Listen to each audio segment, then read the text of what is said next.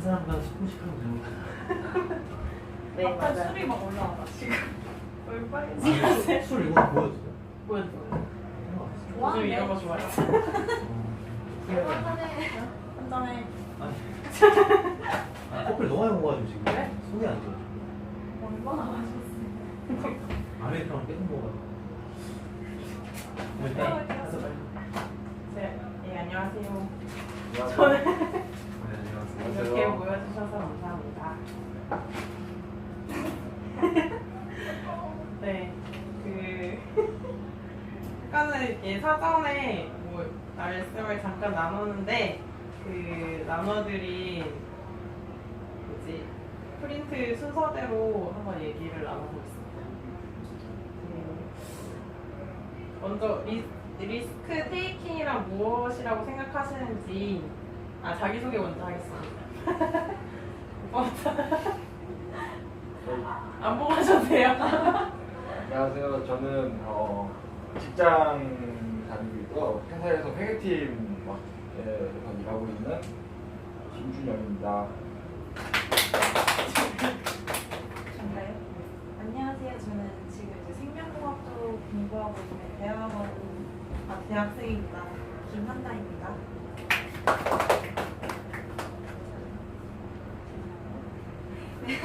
안녕하세요. 저는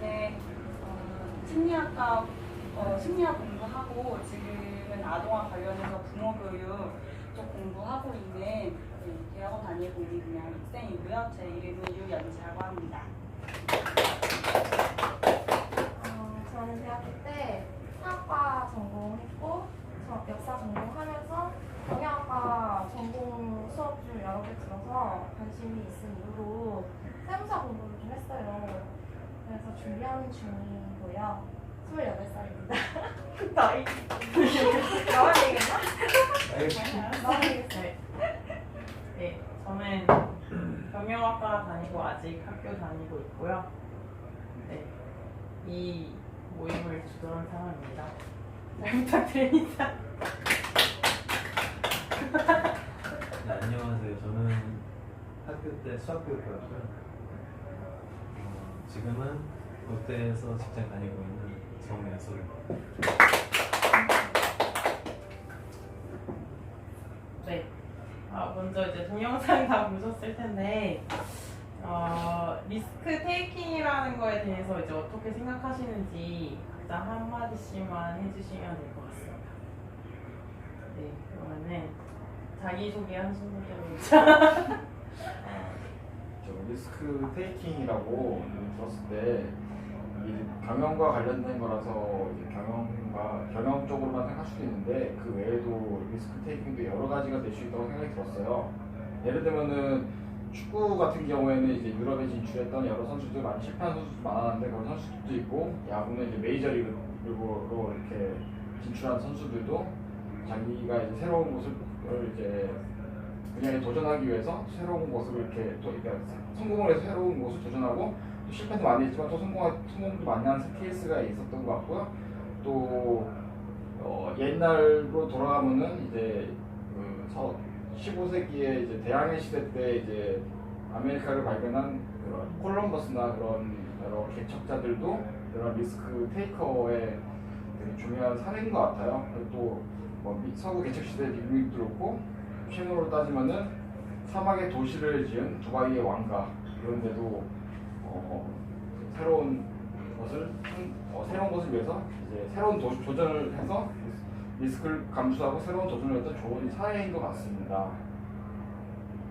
네.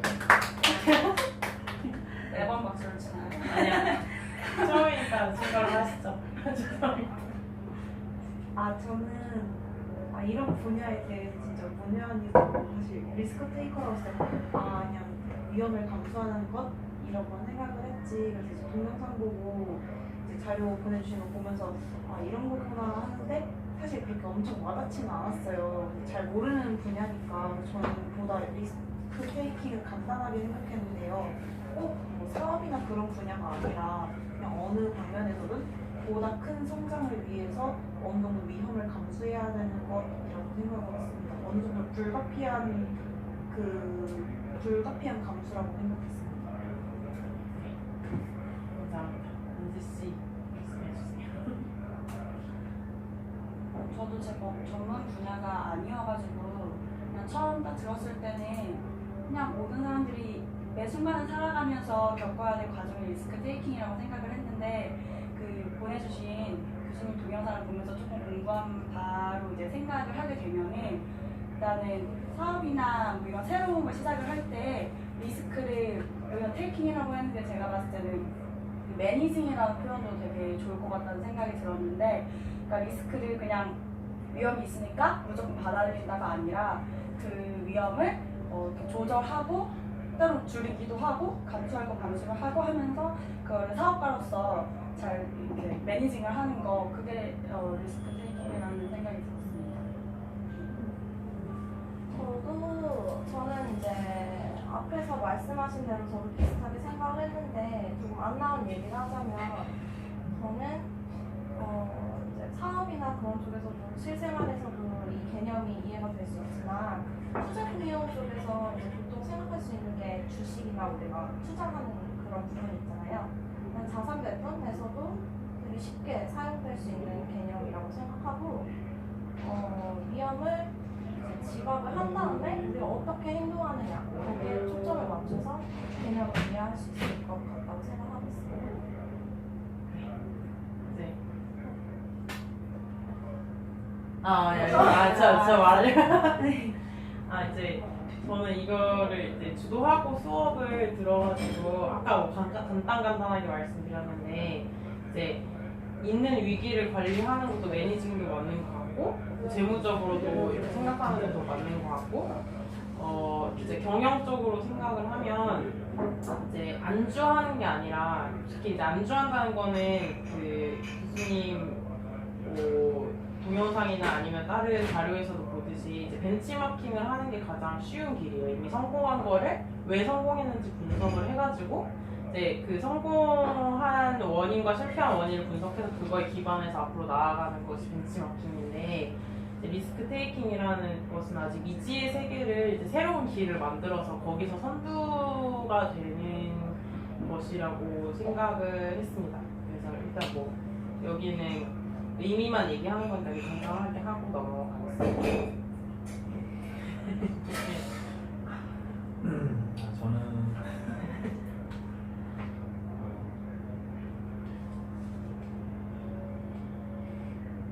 그래서 다 말씀하셔가지고 진짜 할 말이 없는데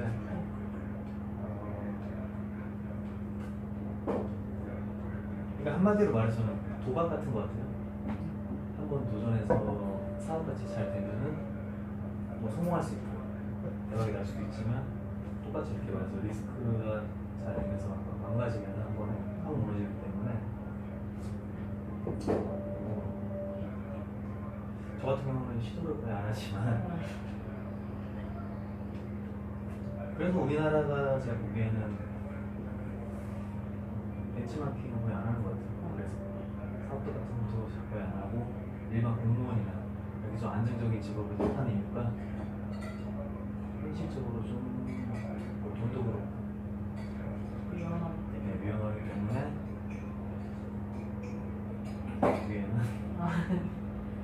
분위기가 그 영상에도 그렇게 나와 있듯이 이미 좀 올라와 있는데 침체가 점점 막 이렇게 계속 끝없이 올라가면은 그 도전해볼 만하다 생각을 하는데 이제 멈춘 걸 보니까 이제 사람들이 겁을 먹고 약간 안정만 찾는 것 같고 그런 것 같습니다. 그럼 넘어갈까요? 네. 진행을 잘 못했습니다. 아닙니다. 잘하시고 계십니다. 그 잠깐 확인 좀 이거 잠깐 멈추는 거 한번 더. 갔다 왔군요. 편집할 수 있지 않나요? 맞아 편집할 수 있어. 어차피 정했을 되고 있어? 잘 되고 있어. 한 주제 끝나고 확인하고. 아, 지금 몇 분? 10분. 좋아. 쉽게서 바로. 근데 말을 천천히 해야 돼. 세상에 내가 엄청 큰 소리가 나네. 내가 천천히 해야 되죠. 그러니까 설명을 많이 하겠습니다. 이거는 편집할 거니까. 아까 말씀하셨듯이 이제 도박이라고 비슷하게 되는 게 이제 진짜 정확한 계산이랑 뭐 앞으로 미래 실행 가능성이나 이런 걸 보지 않으면은 그야말로 진짜 도박이잖아요. 그래서 이 부분이 제가 좀 영상에서 인상적이었던 게 이제 자동차가 있는데 이제 요즘 이제 전기 이제 넘어서 수소로 가려고 하는데 수소로 가는 자동차 자체는 굉장히 어려울 것 같은데 말이 아예 안 되진 않은데 물로만 간다는 거는 좀 말이 안 되잖아요. 지금 상황에서 물만 넣어서 간다는 게 이제 물로 간다는 게 이제 완전한 도박인 거고 수소로 가는 게 리스크 테이킹이라고 영상에서 말씀을 하셨는데 저는 그게 조금 와닿아가지고 제 개념이 조금 쉽게 와닿더라고요. 그래서 한번 말씀을 드리고 가고 싶고 이제 리스크 테이커의 사례에 대해서 이제 말씀을 나눌 건데 저는 너무 엄청난 혹시는 아닌데 그 아마존이 원래는 미국의 서점이잖아요. 책 파는 곳인데 지금 현재는 대형 그냥 종합 쇼핑몰, 온라인 쇼핑몰 완전히 진짜 점유율이 엄청 높은 쇼핑몰로 거듭나는데 저는 그게 혁신의 정말 하나라고 생각을 해서 그러니까 그냥 책을 팔던 곳이 이제 그 시대의 흐름을 잘 읽어가지고 그 온라인 유통망을 아예 그 집권을 한 거잖아요 거기서. 그래서 좀 이런 지금 엄청난 뭐 4차 산업혁명의 혁신도 혁신이지만 뭐 이런 지금 시대의 흐름을 잘 읽고 내가 어느 정도 뻗어나갈 수 있는가 뭐 지금 산업에서 전사적 차원에서 어떻게 넘어갈 수 있는가 하는 것도 좀 혁신이라고 생각해서 이게 넘어가기는 쉽지 않았을 것 같아요. 그냥 단순히 책을 파는 곳이었는데 전체 종합적인 유통망으로 가는 게 옷도 팔고 막 그 신세계물 같이 하고 있습니다. 네, 신세계물 같이 하고 있는데 그러니까 그냥 단순한 신세계물이 아니라 종합 더 완전 막 코스트코나 뭐 그런 거 같이 아예 쉽지 않았을 텐데 그거를 위험을 감수하고 유통망을 넓혀서 이렇게 점유율을 갖게 된 게 좀 혁신이라고 생각을 했습니다. 그래서 이제 뭐 다시 저도 생각난 게 있어요. 네네. 그 얼마 전에 하남 스타필드가 생겼잖아요. 근데 거기도 되게 우리가 즐길 수 있는 뭐 문화나 쇼핑이나 여러 가지 스포츠도 즐길 수 있고 스파 시설 이런 것도 있었던 것 같고 그리고 또 되게 특이했던 게 요즘 1인 가구가 증가하면서 애견을 키우는 가족도 많이 증가하고 있다고 들었는데 특이하게 쇼핑몰의 대부분의 상점들을 강아지가 같이 들어갈 수 있고 동반 입장이 가능하면은 그런 것도 되게 좋은 사례라고 생각이 드는 것 같아요. 보통은 이렇게 막는데 들어갈 수 있게 오히려 반대로. 반대의 생각을 하는 게 좀 신선하고 그래서 오히려 강아지 키우는 많은 사람들이 그쪽을 일부러 스타필드 하남시에 있지만 굳이 찾아서 가는 거죠. 굳이. 또 다른 이벤트 있으신가요? 너무 부담을 주시는 거 지금 아니에요? 생각이 났는데 저희 얼마 전에 대선이 있었는데 대선 후보 중에서 3번 후보가 안철수 후보가 있었는데 그 부분의 인생을 생각해보면은 항상 리스크 테이킹을 했었던 것 같아요. 원래 되게 유지 잘하시고 또 의사로서 이제 충분히 성공된 삶을 살 수 있었는데도 불구하고 그분은 이제 우리나라에서 이제 그런 백신 프로그램이 없다는 걸 깨닫고 그 의사 업무를 하면서 밤에는 계속 백신 개발을 계속 하셨다고 하더라고요. 그렇게 계속 하다가 자기 시간도 부족하고 여러 가지로 부족하니까 안정된 직장인 의사를 그만두고 백신 회사를 이제 자기가 백신 개발을 해서 백신 회사를 차려서 이제 우리나라 이제 그 백신 관련된 그런 프로그램이나 이런 게 없던 우리나라에 백신이라는 거를 이제 백신을 만들어서 보급시키고 그거에 대해서 이제 많이 컴퓨터를 사용할 때 많이 안전하게 사용할 수 있도록 이렇게 그런 걸 무료 배포를 많이 하셨거든요. 이런 이분의 사례를 봤을 때 이분 정말 저는 딱 봤을 때 이분 정말 리스크 테이커다. 삶 자체에서 그걸 이번에 제가 보기에는 대선 후보 나가도 리스크 테이커 같긴 한데 좀 사는 자체가 그렇지 않을까 라는 생각이 좀 많이 들었어요. 되게 개인적으로는 되게 존경하는 그런 분이라고 생각했는데 이분이 정말 리스크 테이킹의 되게 주요 사례고 그리고 그분은 안정된 걸 버리고 어떻게 자기 새로운 걸 나서서 또 1등이 되셨던 그런 가장 큰 사례가 아닌가 생각이 들었어요. 근데 이게 보통 기업 차원에서의 리스크 테이킹 사례를 많이 드시는데 이게 뭐 기업 차원에서 되려면 당연히 가장 작은 차원의 개인 다음에 학교나 뭐 학교 과정이나 가정 교육부터 시작해서 아예 체질이 바뀌어야지 이 전체의 체질 진짜 지금은 아까 말씀하셨듯이 우리나라의 현실이 체질 자체가 안정을 추구하기 때문에 그 리스크 테이커라는 뭐 개념 자체가 생소한 것 같아서 개인 차원의 리스크 테이크를 하는 것도 되게 중요한 것 같습니다. 또 의견 있으신가요? 저는 실생활에서 저희가 좀 접할 수 있을 만한 것들을 생각해 봤는데요. 저희가 이제 스마트폰을 사용하는 사람들이 굉장히 많잖아요. 그래서 한두 번쯤은 스마트폰 어플로 이제 게임을 해보셨을 거라고 생각을 해요. 근데 이제 저는 사실 그 게임을 이제 개발하는 비용이 사실 얼마 안 될 줄 알았는데 정말 최소한으로 잡았을 때 몇백에서 몇천이고 정말 좀 규모가 크게 들어가면 이제 몇십억, 몇백억 정도로 제작 비용이 확 건너뛰더라고요.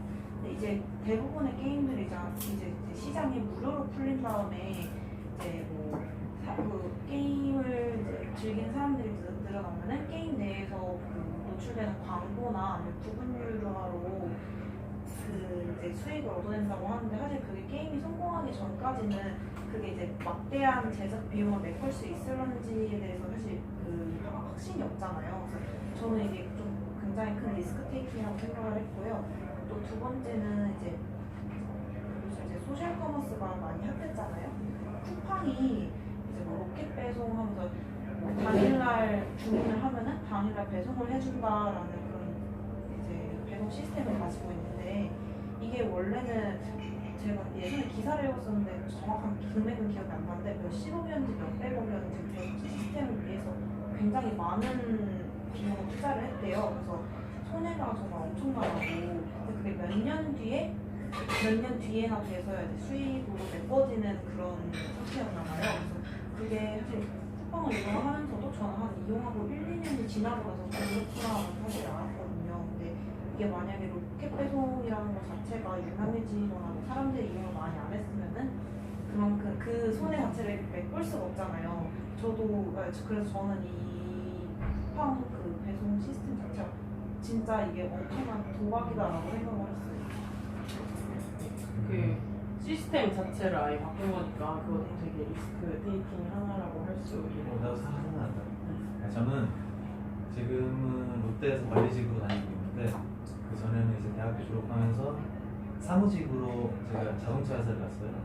쌍용 자동차를 다녔는데 아까 말씀하신 대로 스마트폰 게임 만드는 거 많이 되잖아요. 차도 똑같이 차 한 대를 디자인하고 생산하려면은 3,500억이 들어요.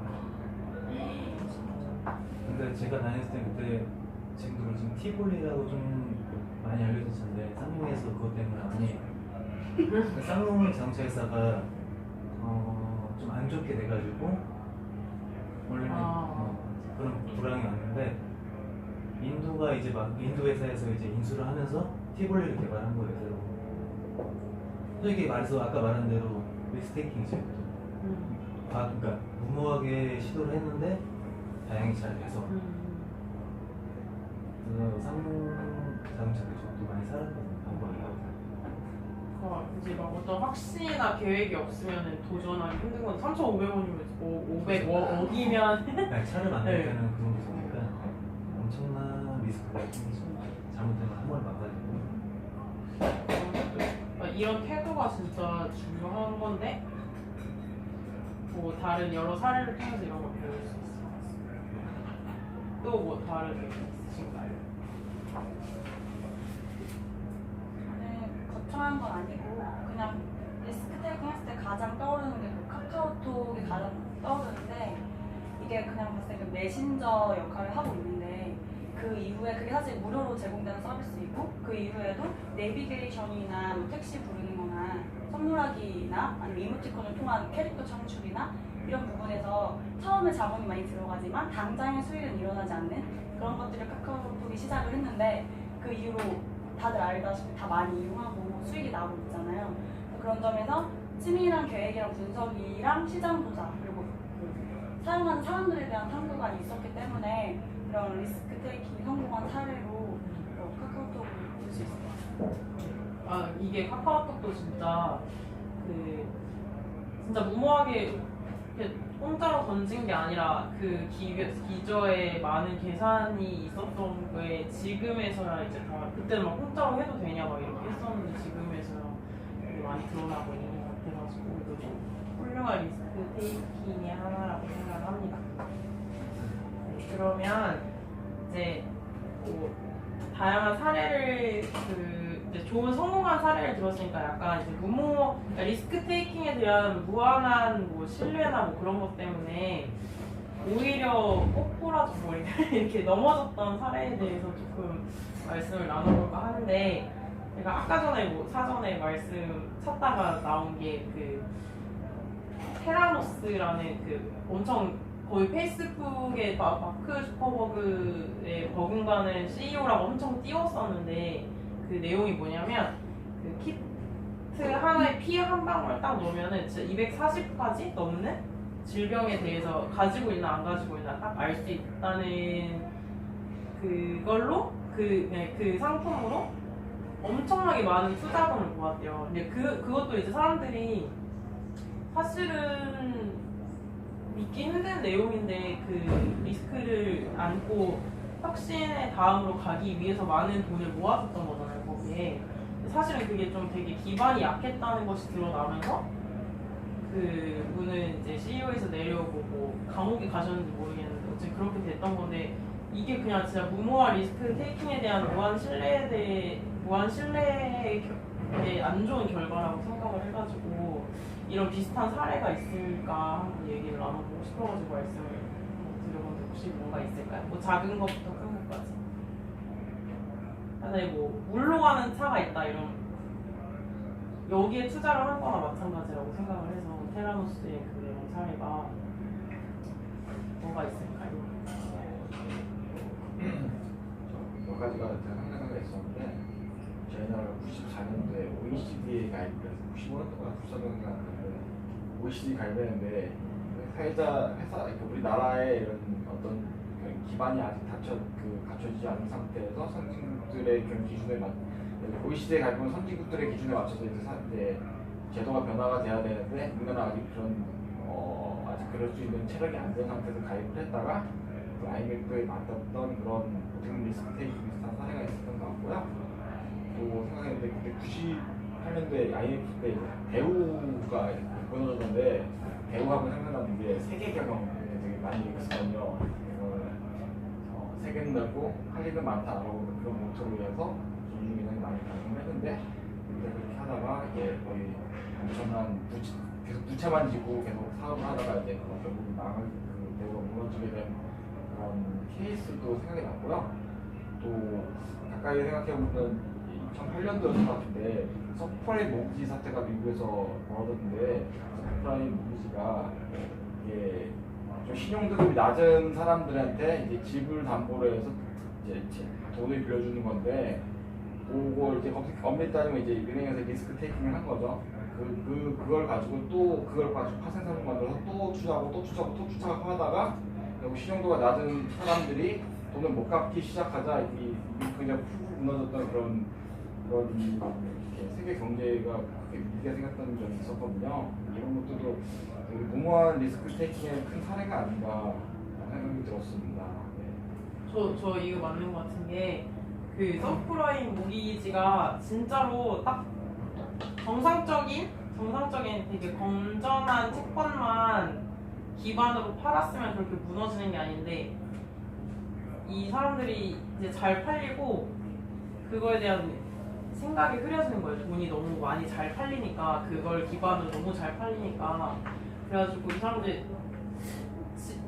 집을 살려고 돈을 빌렸는데 안 갚을 리가 없다라는 말도 안 되는 믿음이 생겨가지고 그 되게 뭐라 해야 썩은 책방까지 다 긁어 모아가지고 그걸 팔아가지고 생긴 게 서브프라임 오리지널이라고 생각을 하거든요. 그래서 이것도 무모한 리스크 테이킹이랑 비슷한 게 그냥 좀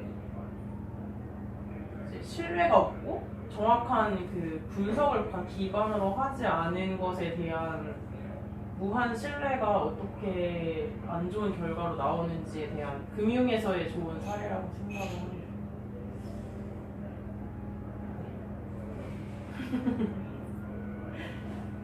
벌써 3번인데 아직 20분 지났네요.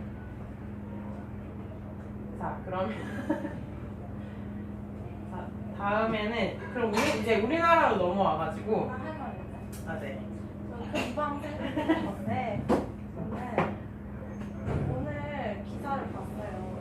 문재인 대통령이 4대강 사업에 대해서 다시 재조사를 한다고. 근데 사실 4대강 사업이 저는 정말 무모한 리스크 테이킹 사례라고 생각이 들어요. 그때까지만 해도 이명박이 상당히 경제 대통령이라고 되게 추앙받는 지지를 받는 사람이었고, 그리고 이름도 그때 되게 거창하게 막 한국형 뉴딜 사업이다, 한반도 대운하 사업이다 이런 식으로 해서 엄청난 야당과 시민단체들의 강력한 반발을 불구하고 천문학적인 돈이 거의 22조 원을 예산으로 이제 사업을 그렇게 사업을 시작을 했는데, 결국 지금 이렇게 10년 가까이 지난 지금 결과는 솔직히 너무 처참한 거잖아요. 그거를 복구하는데 예산을 훨씬 더 많은 예산이 드는 상황이고, 그리고 그거보다 더 심각한 게 지금 뭐 녹조 라떼라고 하나? 하여튼 환경 파괴도 너무 심각하고 수질도 많이 악화되었다고 하니까 이거야말로 정말 무모한 리스크테이킹이 아닐까 생각이 드는 것 같아요. 이제 이 얘기를 하니까 생각나는 게 4대강은 건설 뭐 그쪽이잖아요. 근데 분명히 산업이 건설이나 부동산에서는 더 이상의 발전이 없는 게 자명한데, 그 건설이나 뭐 그런 제조 뭐 비슷한 걸로 경기를 띄우려고 했던 게 되게 획작이지 않았나. 그리고 배우도 저는 좀 비슷한 거, 그러니까 비슷하면서 다르다 생각한 게 약간 시류를 잘못 읽어가지고 진짜 지금의 삼성이나 현대만큼 클 수 있었는데 그렇게 엎어지지 않았나 뭐 이런 생각이 듭니다. 그러면 저 이것도 하나 생각났어요. 한진. 한진 한진이 그거였는데, 한진이 한창 용선역 올랐을 때 상대 경제 이제 호황일 때 이제 한창 물류가 많을 때 용선역을 비싸게 하고 해서 많이 대를 빌렸는데, 그러다가 이제 현재는 이제 지금은 이제 한진이 무너지기 직전에는 용선역 빌린 용선역 값을 내는 너무 힘들어서 빚을다가 세계 7위의 해운 기업이 지금 무너졌거든요. 그것도 잘 나갈 때 그것만 믿고 비싼 게 어떻게든 배를 빌렸다가 또 망하게 된 사례가 아니라는 생각이 들었어요. 지금 이것 때문에 한국 때문에 되게 문제가 많은 걸 알고 있거든요. 우리나라 국영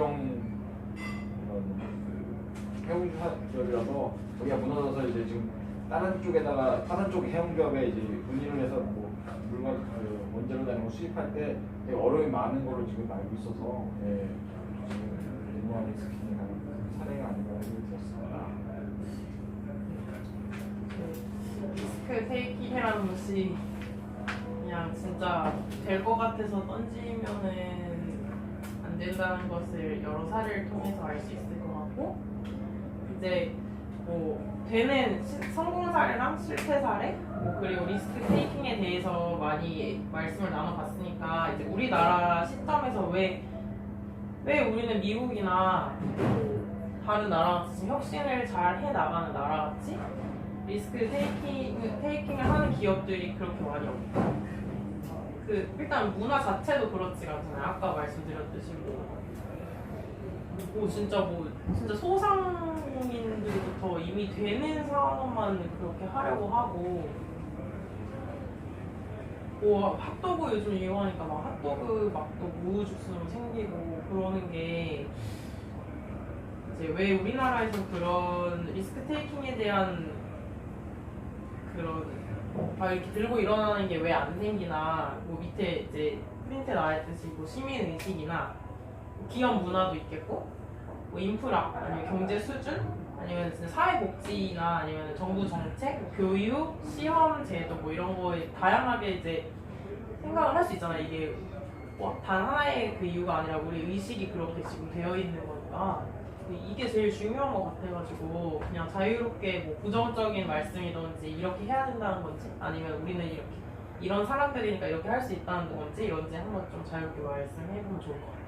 저는 일단 교육 수준 같은 거는 우리나라가 다른 데 뒤지지 않는데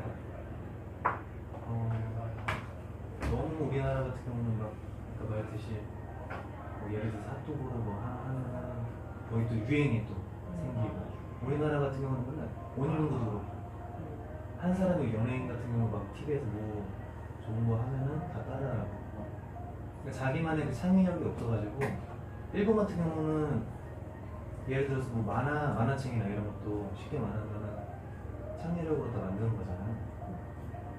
그래서 사람들도 막 다 재밌게 보고. 근데 우리나라 같은 경우는 좀 아직 너무 다 벤치 다 따라하려고 하고 모방하려고 하고, 근데 그런 게 너무 커서 약간 그런 유행이나 뭐 약간 진짜 나쁘게 말하면 냄비같이 막 한번 끓었다가 그런 느낌. 맞아요. 광고 같은 것도 찍으면 어떤 치킨 뭐 선전이 나오면 잠깐만 유행했다가 또 바로 꺼지고, 계속 쭉 가야 되는데 너무 그 잠깐만 우리가 너무 사람들이 돈을 잠깐만 벌려고 한 번에 이렇게 사는 것 같고,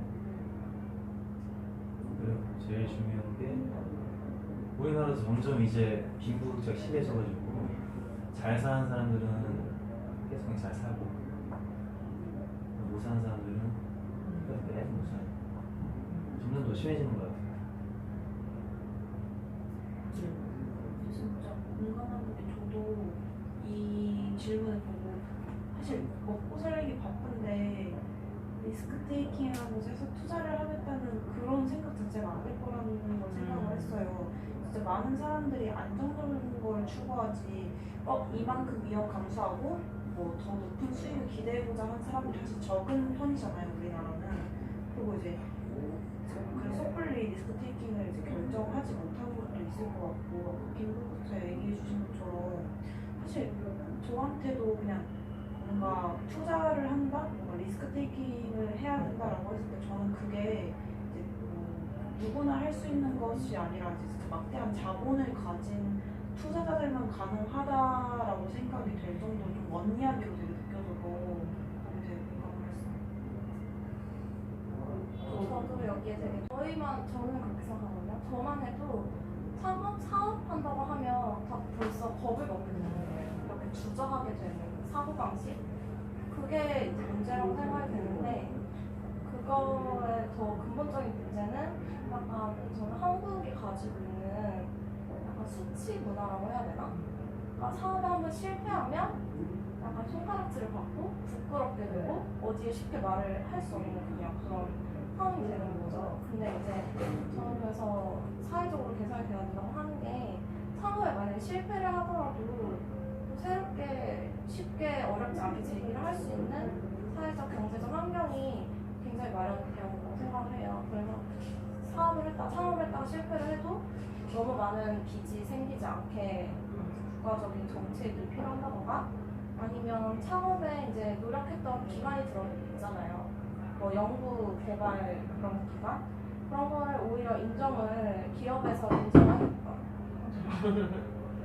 기업에서 인정을 해서, 예를 들어 뭐 기업이 이제 인재를 뽑을 때 기업이 뽑는 인재상에 오히려 리스크 테이킹을 하는 자세에 대해서 제일 높은 점수를 준다든지, 그런 식으로 하면 오히려 취업에 좋은 소스가 된다면, 창업을 했던 경험 자체가, 그럼 오히려 젊은 사람들도 창업에서 쉽게 도전하고 또 리스크 테이킹을 하면서도 점점 인식이 바뀔 거라고 생각하고, 채용할 때 자체도 약간 그런 경험을 하고. 기업에서는 이제 그런 식으로 하고 또 뭐 대학에서도 이제 뭐 장학금을 보통 대부분은 대학교 등록금 형식으로 주잖아요. 근데 이거를 뭐 창업 지원금으로 준다던가 여러 가지 이런 제도적인 개선이랑 지원들이 있으면 충분히 한국형 리스크테이커들을 많이 생성할 수 있지 않을까 그런 생각을 하고 있어요. 저는 약간 시험 제도도 잘못된 것 같은 게 시험 자체가 좀 수행평가도 있긴 한데 수행평가는 그냥 점수에 많이 반영이 안 되잖아요. 그냥 소꿉놀이 같이 이거 해야지 그래서 이거 되면 대충 A 뭐 받고 이런 거니까. 근데 시험이 일단 다 공부하는 거니까 우리나라에서 사회적으로 성공했다고 하는 사람들은 그러니까 딱 돈 많이 번 사람이랑 사업가들이랑 아예 그 공부 잘하는 사람들은 다 나눠져요. 고시 출신으로 다. 물론 고시가 정말 힘들긴 하지만 그냥 다 진짜 공부로 성공한 사람들이랑 딱 그 학계랑 원래 돈이 조금 있어가지고 그걸 기반으로 사업을 해서 성공한 딱 두 개로 나눠져 있다는 게 되게 많이 있어. 예술 쪽에도 뭐 그러니까 솔직히 어느 분야에서 성공을 하면은 어느 정도 이상은 사는데 그 사람들이 그 생각 자체가 어렸을 때 잘 없는 것 같아요. 예를 들어서 뭐 또 나중에 무대 보시니 이러면은 뭐 한판사요 아니면 의사요 뭐야 이러는데 누가 뭐 어렸을 때부터 나는 헤어 디자이너가 되고 싶다던가 아니면 나는 행위예술가가 되고 싶다던가 뭐 이런 게 전혀 없잖아요. 아니면 나는 어떤 어렸을 때 애들이 자기가 내가 사업가가 되고 싶다고 하는 건 잘 못 들어본 것 같아요. 그러니까 나중에 가서 사업가로 성공하는 사람은 많은데 사업가가 되고 싶다고 하는 사람은 많이 못 들어본 것 같아요.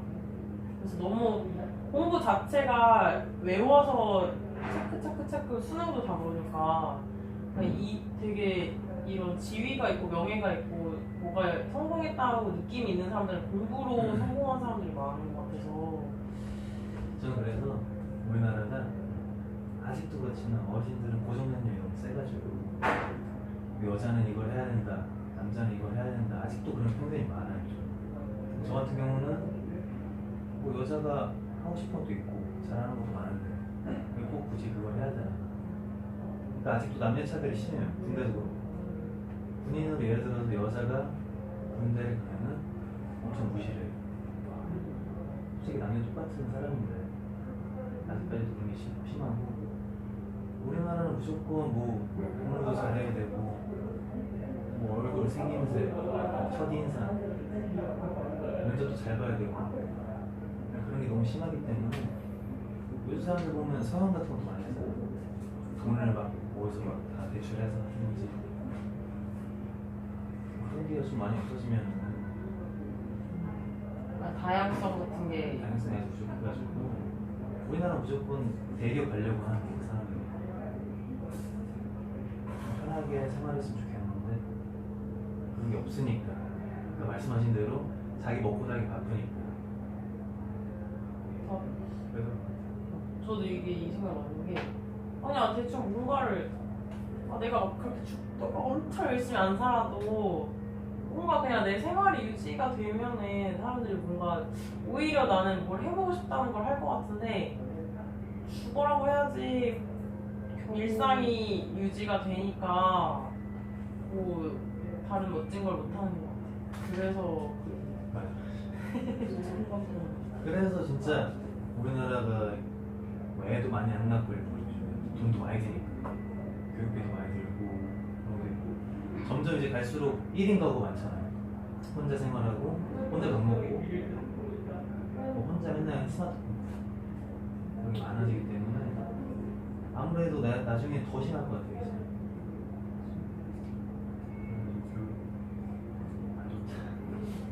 무슨 생각 너무 갑자기 심장이 저는 내가 이제 잘 생각하는데 모난돌이 짱돌 만다는 말이 그런 것 때문에 튀지 않은 거를 되게 중요시하고 있던 것 같고 그래서 교육적으로나 어느 사회 분위기적으로나 그냥 팩이라는 게 되게 중요한 것 같아요. 그리고 좀 사람들의 의식도 되게 그런 것 같아요. 어디 좋은 기업 다니고 어떤 걸 하는 사람들은 되게 좋게 보지만은 좀 삐딱하게 나고 자기 생각대로 하고 싶어하는 사람들은 좀 제가 좀 저렇게 해서 되지 않을까 이렇게 그렇게 의식을 하는 것도 있고 좀 다양성이 없는 것 같아요. 예를 들면은 되게 흔하게 얘기하면 결혼 못하거나 취업 못하거나 이러면은 명절 때 진짜 그 가게 되게 싫다는 말이 있잖아요. 어떻게 모범적인 모습 항상 바라는 거가 있기 때문에 사람들이 점점 그래서 더 그런 것들도 리스크 테이킹 안 하는 그런 것 같기도 하고 그렇게 다 얘기했지만은 사회 인프라적으로도 우리나라 보면은 직장 취업하는 사람들도 기업에서 나이를 딱 정해놓고 그 이상 되는 사람은 안 뽑잖아요. 신입을 위계질서라는 걸 되게 기업에서 되게 중요시 여겨서 그런 것들 때문에 어떤 시간에 중요한 그 어떤 취업 대학 졸업하고 취업할 때까지 시간이 딱 정해져 있는데 그 시간 동안에 내가 다른 걸 했다가 그걸 마치 실패해서 다시 기업에 들어가고자 할 때 아까 앞에서 말씀하신 것처럼 그런 것들도 경력을 인정해주고 하면 좋을 텐데 그런 걸 인정 안 하고 그냥 다르게 되게 안 좋게 생각해서 나이를 잘라서 그냥 취업 자체를 막아버리는 그런 문화가 있으니까 사람들이 그런 거 리스크 테이킹에서 새로운 사업을 하기보다는 취업에 맞는 공부를 하고 취업에 맞게 자기 스펙을 쌓는 데 더 중요시 여기는 그런 것도 되게 많은 것 같다는 생각이 들었어요.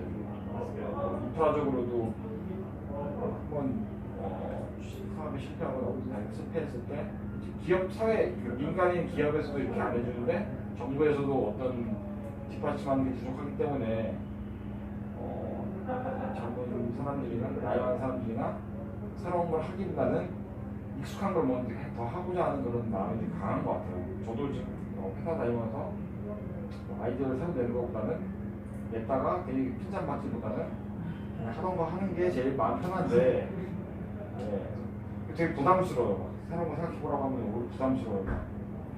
튀기도 쉽기도 하고 사실 만약에 새로운 걸 내가 입안을 하면은 잘 되면 좋지만 뭐 잘 안 됐을 경우에 또 뭐 여러 가지 또 위험이 생길 수도 있기 때문에 뭐 얘기하면 뭐 교수님께서 말씀하신 그런 동영상처럼 뭐 어떤 걸 했다가 실패하면 기업에 기다려주지 않고 자르거나 그런 경우가 많기 때문에 그런 등등 때문에 되게 리스크 테이킹이 어렵지 않나 생각이 들었습니다. 근데 저 약간 이제 아까 교육이랑 비슷한 얘기 나와가지고 여쭤보고 싶은 하는데 이제 이번에 중학교 중간고사를 다 폐지했잖아요. 근데 이게 어쨌든 뭔가 교육의 변화를 위해서 폐지를 한 것 같은데 뭐 제가 이렇게 리스크 테이킹 수업을 들으면서 이게 폐지했다고 되게 거부감이 들더라고요. 이게 제가 잘못된 건 왜냐면은 일단 내가 학원 알바를 하는데 1학년 때까지는 시험이 아예 없거든요. 다음 평가가 있으니까 애들이 공부를 안 해요. 학원 자체를 안 오고 그럼 공부를 안 하잖아요. 근데 문제는 아예 우리가 1부터 고등학교 수능까지 시험이 없는 게 아니라 고등학교 때는 시험이 있으니까 애들이 더 힘들어하는 것 같다는 느낌이 들어가지고 이게 맞는 건지 그러니까 이게 전 되게 다양한 사람의 의견을 좀 들어보고 싶어가지고 이게 좀 교육 혁신의 시작인 것 같은데 이 정부가 하려는 지금 실정에서 이걸 없애는 게 맞는지 아니면 없애야지 변하는지에 대한 생각이 혹시 어떤지 궁금해서. 저는 좋다고 생각해요. 저는 왜냐면 오히려 그 말도 맞아요. 그러니까 평소에 중간고사, 기말고사 없으니까 공부를 안 하잖아요. 공부를 할 학생들만 공부를 하는 거예요. 저는 근데 그게 되게 중요하다고 생각해요. 억지로 솔직히 공부가 그럼 그것도 예전에 봤거든요. 진짜 공부하는 유전자 따로 있고 자기가 잘할 수 있고 자기가 관심 있고 그거를 이제 어렸을 때부터 오히려 그거 정해서 해야지. 지금 이렇게 우리가 폐쇄적인 사고방식을 갖게 된 것 자체가 다 한 번에 50명 있어요. 50명 모두가 공부 하나 잘하려고 그렇게 노력하는 것 자체가 잘못됐다고 생각해서 오히려 이렇게 교육 정책이 중간고사, 기말고사 폐지하는 거는 저는 되게 장기적으로 봤을 때 조금 혁신적인 그냥 정책이 아닐까. 저도 그렇게 생각하는데 저도 학원에서 일을 하고 있거든요. 근데 정말 말씀해주신 것처럼 할 애들은 시험이 없어서 공부를 하는 애들이고 진짜 하기 싫어하는데 뭐 부모님이 학원에 보냈어요. 이런 식으로 아 하기 싫은데 학원에 왔어요. 이런 애들 정말 하기 싫은데 억지로 하는 거잖아요. 저는 굳이 공부라는 거를 이제 초등학생, 중학생, 고등학생을 거쳐가고 12년을 9년을 공부하고 12년을 공부를 해야 되는 거잖아요.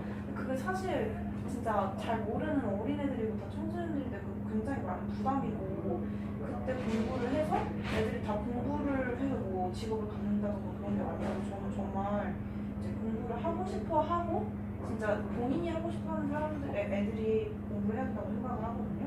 그래서 오늘도 이제 중학생 2학년 애를 봐주고 있는데 갑자기 이제 공부를 원체 싫어하는 애가 있었는데 선생님 내년부터는 시험 다 없어진대요 이런 거예요. 그래서 그래도 저는 그래서 학원에서 선생님을 하고 있으니까 그래도 지금 학원 다니까 열심히 해야지라고 말하면서 저도 좀 마음이 불편한 거예요. 하기 싫어하는 애한테 시키는 게 좀 아닌 것 같아서 저도 진짜 이제 지금 상황에서 봤을 때는 이게 괜찮을까라고 생각하는데 그냥 정말 장기적으로 봤을 때는 애들한테 좀 필요한 조직이라고 생각해요.